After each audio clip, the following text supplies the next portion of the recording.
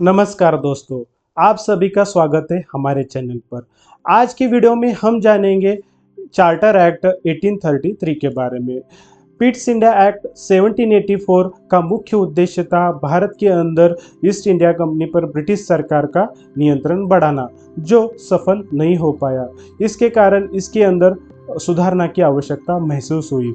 इसका मुख्य कारण था ड्यूल कंट्रोल शासन प्रणाली, जिसके कारण प्रशासन में भ्रम और देरी पैदा हुई, जिससे ये नहीं तय हो पाता था कि आखिरी निर्णय किसका होगा। उसी के बीच भारत और ब्रिटेन में दूरी ज़्यादा होने के कारण आदेश सही समय पर लागू नहीं हो पाते थे और ईस्ट इंडिया कंपनी का प्रभाव बना रहा। भ्रष्टाचार और शक्तियों का दुरुपयोग होता रहा। इस एक्ट के वजह अंदर भारतीयों की कोई भी भागीदारी नहीं थी, जिसके कारण ये जनहितकारी नहीं साबित हो सका। अभी जरा सोचिए उस समय के बारे में, जब ईस्ट इंडिया कंपनी भारत के अंदर व्यापार करने के लिए आई थी। व्यापार के नाम पर शासन और शासन के नाम पर शोषण, बस यही उस समय की सच्चाई बनकर रह गई थी। 1813 के चार्टर एक्ट का 20 इयर्स का नवीनीकरण 1833 में समाप्त हुआ। इन 20 इयर्स में इंग्लैंड में औद्योगिक क्रांति ने बहुत बड़े बदल ला दिए थे। 1830 में राजनीतिक दल विक्स सत्ता में आए और विक्स की सरकार ने उदारवाद, मानवाधिकार और मुक्त व्यापार को बढ़ावा दिया। इसी बीच 1832 के सुधार अधिनियम ने राजनीतिक सुधारों की दिशा में एक नया रास्ता खोल दिया।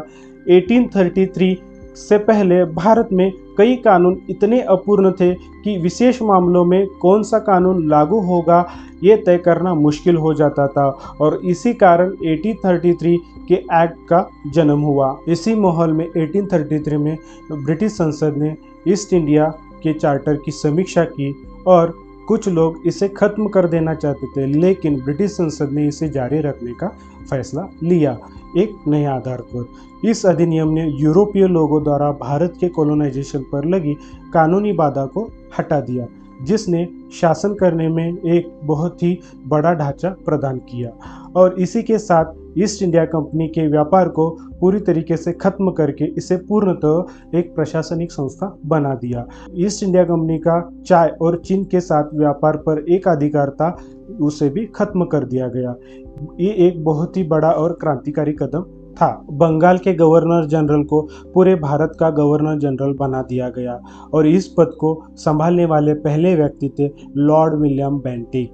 भारत का गवर्नर जनरल अपनी परिषद के परामर्श से संपूर्ण भारत में सभी नागरिक, राजस्व और सैन्य मामलों को नियंत्रित करता था। सभी वित्तीय और प्रशासनिक शक्तियां गवर्नर जनरल इन काउंसिल के हाथों में सेंट्रलाइज कर दी गई थी। इसी कारण नियंत्रण बोर्ड के गवर्नर जनरल इन काउंसिल द्वारा बनाए गए कानून पर गवर्नर जनरल वीटो लगा सकता था। वीटो मतलब एक ऐसी शक्ति जिससे किसी भी निर्णय, प्रस्ताव या कानून पर एक तरफा रोक लगाना या उसे अस्वीकार करना, ये एक सर्वोच्च अधिकार है। अब केवल गवर्नर जनरल ही कानून बना सकता था, और इसके साथ ही मद्रास और बॉम्बे जैसे प्रांतों की शक्तियां सीमित कर दी गई, और इसी के साथ मद्रास और बॉम्बे के राज्यपालों को उनकी विधायी शक्तियों से वंचित कर दिया गया।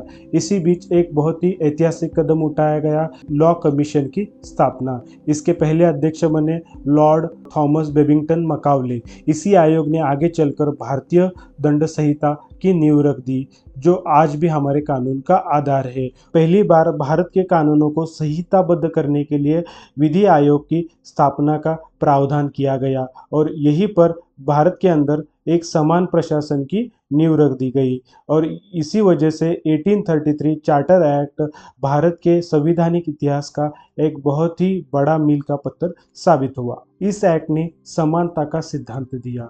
1833 चार्टर एक्ट के धारा 87 में कहा गया कि किसी भी व्यक्ति को उसकी जात, धर्म या जन्म के स्थान के आधार पर कंपनी के अंदर या प्रशासन के अंदर नौकरी से वंचित नहीं किया जाएगा।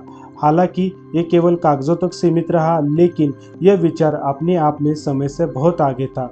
इस एक्ट ने आगे आने वाले संवैधानिक विकास की मजबूत नींव रखी। इस अधिनियम ने भारत में दासता यानी स्लेवरी को अवैध घोषित करने और उसे समाप्त करने का निर्देश दिया गया। भारत में ईसाई मिशनरियों को धार्मिक गतिविधियों की अनुमति दी गई। ये केवल कानून नहीं था, बल्कि एक परिवर्तन की शुरुआत थी। इसने भारत में आधुनिक कानून व्यवस्था और शासन की प्रणाली को जन्म दिया। इतिहास हमें केवल अतीत नहीं बताता, बल्कि भविष्य को देखने की दृष्टि भी देता है। अगर आपको ये जानकारी अच्छी लगी हो तो वीडियो लाइक करें, शेयर करें और चैनल को सब्सक्राइब करें।